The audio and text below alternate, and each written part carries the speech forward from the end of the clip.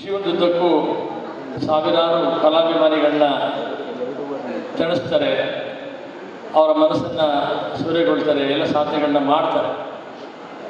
ಆ ಕಲಾವಿದರುಗಳಿಗೆ ಗುರುತಿಸ್ತಕ್ಕಂಥ ಕೆಲಸಗಳು ಆಗಬೇಕಾಗಿದೆ.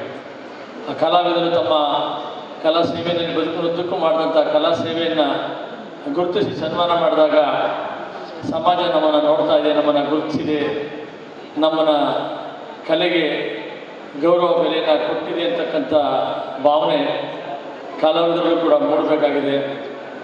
ಆ ಮುಖಾಂತರ ಅವರು ಇನ್ನು ಹೆಚ್ಚು ಹೆಚ್ಚು ಸಮಾಜಕ್ಕೆ ಸೇವೆಯನ್ನು ಸಲ್ಲಿಸ್ತಕ್ಕಂಥ ಕೆಲಸ ಆಗ್ತದೆ. ಒಳ್ಳೆ ರೀತಿ ಹಾಡುವ ಅಭ್ಯಾಸಗಳನ್ನು ಯಾವಾಗ ಮಾಡಲು ಅಂತ ಪ್ರಶ್ನೆ ನನ್ನ ಮನಸ್ಸಿಗೆ ಬರ್ತಾ ಇತ್ತು. ಅಂದರೆ ವಯಸ್ಸು ಯಾವುದಕ್ಕೂ ಇದು ಮಾಡೋಕ್ಕಾಗತ್ತೆ ಅನ್ನೋದಲ್ಲ. ಪ್ರಯತ್ನ ಪಟ್ಟರೆ ಎಲ್ಲರೂ ಎಲ್ಲವನ್ನು ಯಾವ ಕಾಲಘಟ್ಟದಲ್ಲೂ ಮಾಡಬಲ್ಲರು ಅಂತ ಪ್ರಸ್ತುತಪಡಿಸಿದಂಥ ಮಿತ್ರರ ಈ ವೇದಿಕೆ ನನಗೆ ಅತೀವವಾದಂಥ ಸಂತೋಷ. ಇವತ್ತಿನ ದಿನ ನಡೆದಿರ್ತಕ್ಕಂಥ ಈ ಕಾರ್ಯಕ್ರಮದ ವಿಶೇಷತೆ ಏನಂತಂದರೆ, ನಮ್ಮ ಪವರ್ ಸ್ಟಾರ್ ಪುನೀತ್ ರಾಜ್ಕುಮಾರ್ ಅವರ ಹುಟ್ಟುಹಬ್ಬದ ಪ್ರಯುಕ್ತ ನಾವು ಸಾಧಕರಾದಂಥ ಹಿರಿಯ ರಂಗಭೂಮಿ ಕಲಾವಿದರು ಹಾಗೂ ಹಿರಿಯ ಗಾಯಕರು ಹಾಗೂ ತಾಂತ್ರಿಕ ವರ್ಗದವರು, ಹಲವಾರು ವರ್ಗದಲ್ಲಿ ಸಾಧನೆಯನ್ನು ಮಾಡಿರ್ತಕ್ಕಂಥ ಹಲವಾರು ಹಿರಿಯ ಕಲಾವಿದರನ್ನು ಗುರುತಿಸಿ ಮೈಸೂರಿನಲ್ಲಿ ಒಂದು ವೇದಿಕೆಯನ್ನು ನೀಡಿ ಅವರಿಗೆ ಸನ್ಮಾನಗಳನ್ನ ಮಾಡುವಂಥ ಪವರ್ ಸ್ಟಾರ್ ಪುನೀತ್ ರಾಜ್ಕುಮಾರ್ ಅವರ ಹೆಸರಲ್ಲಿ ಅವರ ಪವರ್ ಸ್ಟಾರ್ ಪುನೀತ್ ರಾಜ್ಕುಮಾರ್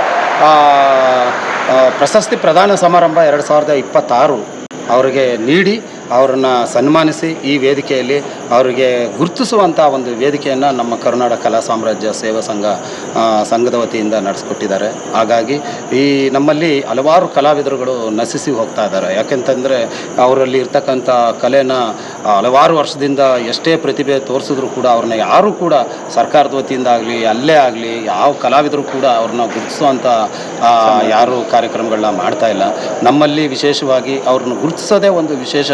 ಹಾಗಾಗಿ ಅವ್ರನ್ನ ಹಲವಾರು ಕಲಾವಿದರುಗಳನ್ನ ನಾವು ಒಂದೊಂದು ಕಾರ್ಯಕ್ರಮದಲ್ಲಿ ಇದು ಸೀಸನ್ 2 ನಮಗೆ ಲಾಸ್ಟ್ ಟೈಮ್ ಮಾಡಿರ್ತಕ್ಕಂಥ ಸೀಸನ್ 1ನಲ್ಲೂ ಕೂಡ 5 ಜನನ ಗುರುತಿಸಿ ನಾವು ವೇದಿಕೆ ಮೇಲೆ ಅವರಿಗೆ ಒಂದು ಕರುನಾಡ ಕಲಾವಿದರ ಸಂಘದ ವತಿಯಿಂದ ನಾವು ಕಲಾರತ್ನ ಸೇವಾ ಪ್ರಶಸ್ತಿಯನ್ನು ಕೊಟ್ಟಿದ್ದೀವಿ. ಈಗ ಪವರ್ ಸ್ಟಾರ್ ಪುನೀತ್ ರಾಜ್ಕುಮಾರ್ ಅವರ ಹುಟ್ಟುಹಬ್ಬದ ಪ್ರಯುಕ್ತ ನಾವು ಪವರ್ ಸ್ಟಾರ್ ಪುನೀತ್ ರಾಜ್ಕುಮಾರ್ ಅವರ ಪ್ರಶಸ್ತಿ ಪ್ರದಾನ ಸಮಾರಂಭವನ್ನು ನಾವು ಈಗ ಹಲವಾರು ಗಣ್ಯರಿಗೆ ನಾವು ಸಾಧಕರಿಗೆ ನಾವು ಈ ಒಂದು ವೇದಿಕೆ ಮೇಲೆ ನಾವು ನೀಡಿದ್ದೀವಿ.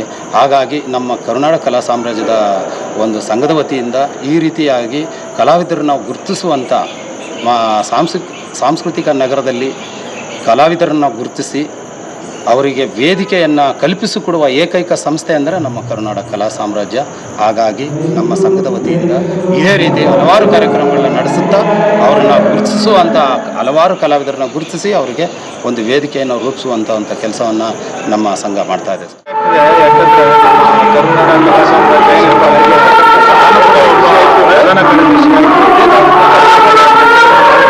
ಹೆಚ್ಚಿನ ರೀತಿಯಲ್ಲಿ ಕಾರ್ಯಕ್ರಮ ತುಂಬ ಅದ್ಭುತವಾಗಿ ಬರ್ತಿದೆ.